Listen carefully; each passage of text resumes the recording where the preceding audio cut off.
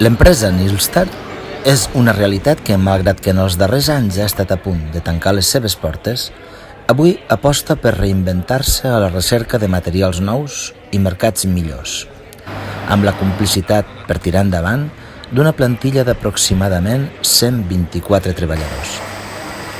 Alhora, als seus espais interiors conserva la història viva de Blanes i podem veure les restes del que va ser la causa del major creixement demogràfic i econòmic de la nostra vila, la Safa, que va arribar a donar feina a milers de treballadors. D'aquella potent realitat queden avui algunes petjades en forma de carrers amb vies per on ja no circula cap tren, edificis degradats i naus buides.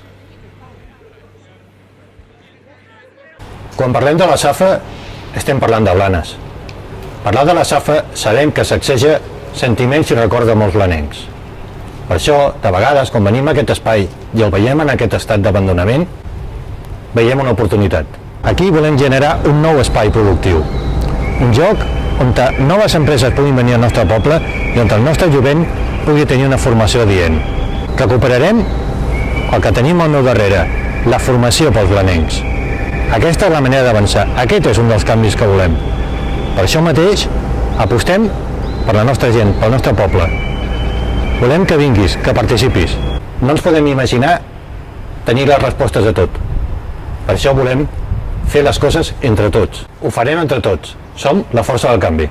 Esquerra Republicana de Blanes aposta perquè aquests espais degradats i abandonats avui siguin els escenaris d'un nou gir econòmic i social a la nostra ciutat, una tasca ingent que exigeix sumar tothom.